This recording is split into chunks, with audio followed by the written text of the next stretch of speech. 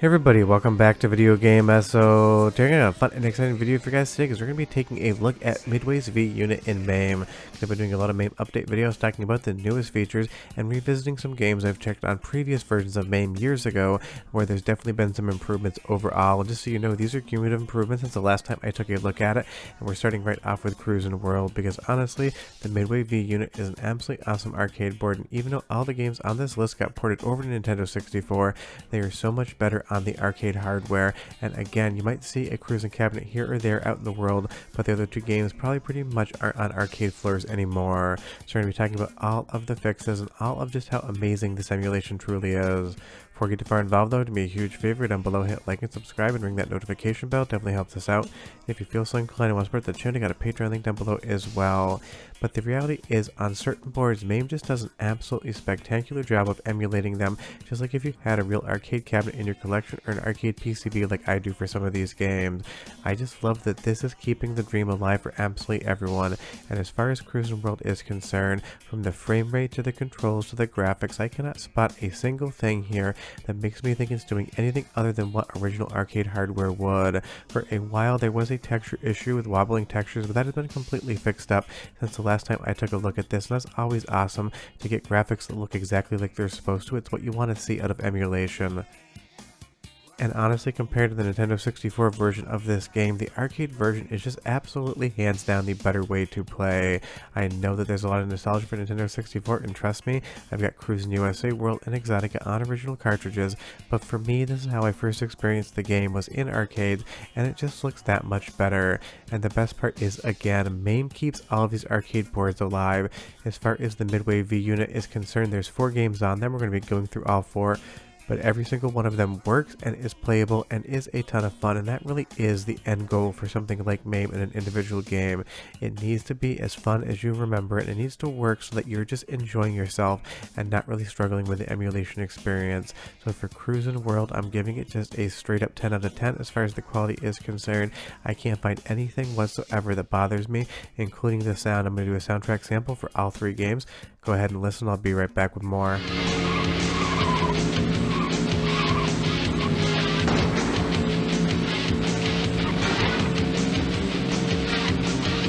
Hurry up! Checkpoint!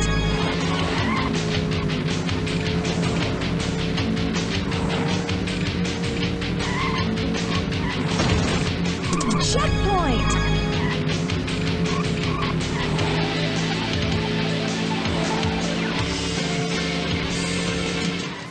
I mean, honestly, that sounds exactly like Cruis'n World should to me, and if you don't think the audio quality there sounds great, that's just because Midway's sound hardware was always a little bit muffled. It's just part and parcel of how they develop their hardware and how they utilize the chips inside. So if you think that sound, again, was just a little bit low of a bit rate, that's just because it kind of just sounds like that on original hardware too. And moving over to the one game that I feel like most people forget, this is Off-Road Challenge, and it is actually my favorite of the 4 games. Obviously it's just Cruis'n USA with off-road vehicles without the title, but it is a metric ton of fun, and I would say that this one is going to be pretty rare out there in arcades these days. Cruis'n USA, Cruis'n World, Cruis'n Exotica, you'll probably still spot cabinets for those, so you still get the chance to play the arcade original outside of owning the boards. But something like Off-Road Challenge here, definitely not a game I've seen in some years anywhere in Chicago. I know boards still exist out there and cabinets do as well, but it is one of those titles didn't get as much success as the Cruis'n franchise, so then it just inherently becomes a little bit rare as time goes on. But again, here inside of MAME, there isn't anything I can point to that makes me think that anything's going on, except maybe that skybox on the right there has a visible seam in it that might not be visible on the actual arcade board, almost like the cloud is wrapping ever so slightly in the incorrect way. But that is a very pixel peeping moment sort of thing for me, and it is not going to in any way, shape, or form affect your ability to have fun with these games, because I understand, I'm sure this emulation isn't quote unquote perfect. There's probably a pixel out of alignment here, there might be a texture that's slightly shifted there, but you would never notice if you're just playing the game and not paying attention to me talking about just how good the performance and visuals are in something like the most recent version of MAME. So as far as Off-Road Challenge is concerned, again, straight 10 out of 10. 10, can't really find anything to fault it with whatsoever.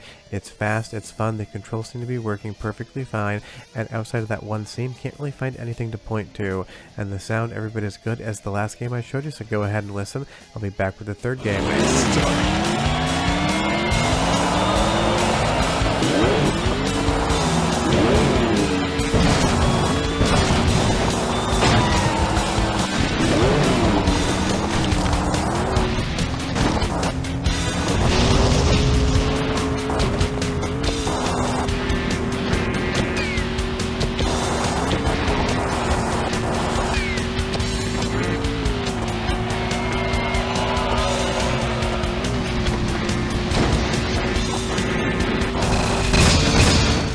Sounds like it should to me, and honestly, it isn't a Midway arcade racing game without at least one woman in a bikini shaking it for your quote-unquote eye candy. And that's all things that would be dropped from the Nintendo 64 ports and they would go home.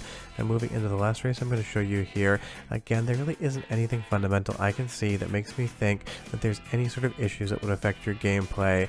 And the best part is the steering is just precise in this one. Whether you use an analog controller like an Xbox Series X controller or a steering wheel like I do on PC when I'm using this, the control is 100% sound, because there are some arcade racing games on MAME on different boards that look and sound exactly like they should, but the analog controls can be a little bit touchy, so it actually becomes slightly hard to actually control your vehicle and play the game.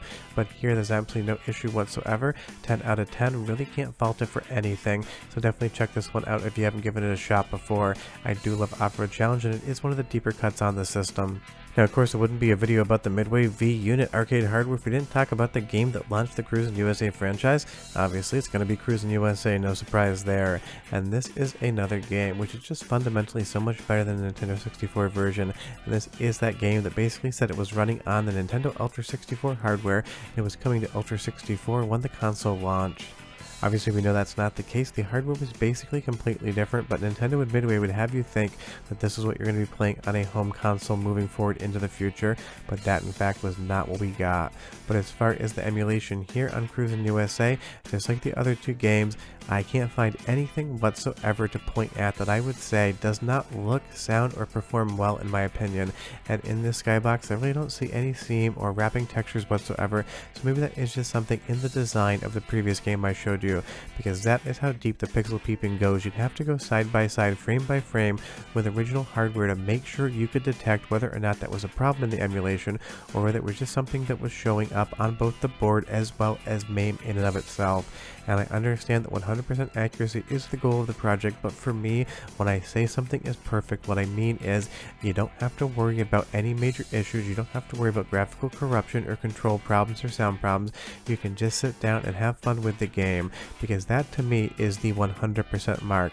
If the game is every bit as fun as if you're sitting in front of an arcade board hooked up to a super gun or an arcade cabinet, you can just sit and enjoy it, then that means it's as good as it ever needs to be in my opinion. And that's what we're getting out of Cruis'n USA here. And I still remember the first time I saw this game in arcades, absolutely fell in love with it, and I love that Chicago's in the game as well, and they basically show like 5 different Sears Towers the entire drive you're driving around. We only have the one, it's not called Sears Tower anymore, but absolutely nobody in Chicago would ever call it anything but. Don't try Willis Tower, you kind of just get marked as a tourist at that point in time. But honestly, it's so good to have a game like this working, because even though the Nintendo 64 version exists and you can pick up a cartridge cheap, this is just the better version with better graphics and a better frame rate. Same soundtrack though, so it's your third and final soundtrack sample of the video. Listen to the emulation audio quality here on Cruis'n USA, and I'll come back and show you the fourth and final game on the V Unit hardware.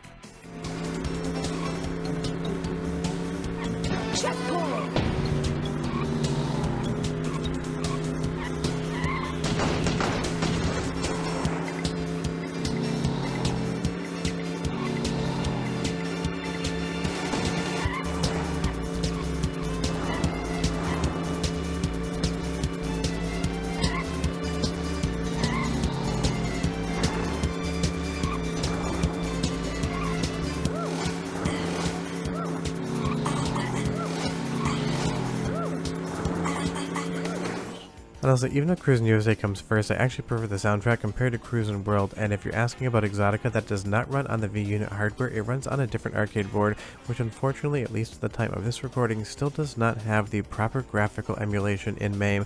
That's one of those things that will boot, but you definitely don't want to play it because it's going to look like you just took a couple too many pills from the candy bowl, if you know what I mean. But as far as Cruis'n USA is concerned, again, it is just flawless. I can't find anything to point to critique it on. The sound, the graphics, the controls, everything else, just 100% nailing the job. The only thing that this doesn't have incorporated in it is any sort of networking feature that I'm aware of, so it is just going to be a single player experience. But there is one more game on the Midway V Unit board which actually got an increase in some of the clock speeds and chips on the graphics side, and ended up using a hard drive versus ROMs to have extra space to make the game that much better. Unfortunately, that game is War Gods. It is not a fun game. It is pure jank. It is pretty funny to me though that the most impressive version of the Midway V Unit unfortunately has the worst game out of the 4 on it. If this is one of your favorite games, I'm sorry, I just don't like it. I think it is janky, but I'm not here to convince you that you shouldn't like it. If you're happy with it, I'm happy for you. But as far as I'm concerned, War Gods just is further proof that Midway could not really figure out a 3D fighting game. They absolutely nailed 2D fighting games and they nailed 3D racing games, but there was something about the transition into 3D that just never worked for them. And as far as how this game's performing, I'm going to have to assume it works every bit as good as the arcade board, which is to say the controls are stilted and janky and you really kind of feel like your inputs are dropping all the time. But I did ask someone who has a War Gods PCB how the control was, and they responded back to me and said, honestly, you're getting the exact same experience I would, which is to say that the game definitely is a little bit sloppy, a little bit slow, and a little bit messy. But as far as the Midway V Unit is concerned, as a platform in MAME, the 4 games that were shipped on V Unit hardware all emulate, can all be played, and all of them are going to be the same amount of fun, or lack thereof in War Gods instance, as they would be if you were in front of an original arcade cabinet or in front of a PCB hooked up to a super gun. And that is just an absolute win for MAME. Sure, these games have been playable for a while. The most recent updates came about, looks like 10 months ago per the GitHub notes that I do check out, but I'm going to keep running these comparisons and these looks at arcade hardware platforms to show you just how good MAME is, because I know for a lot of you, the first time you find out these games work this well are from the videos. If you want to recommend a platform, leave me a comment down below, but we're done. I'll see you next time. Bye bye.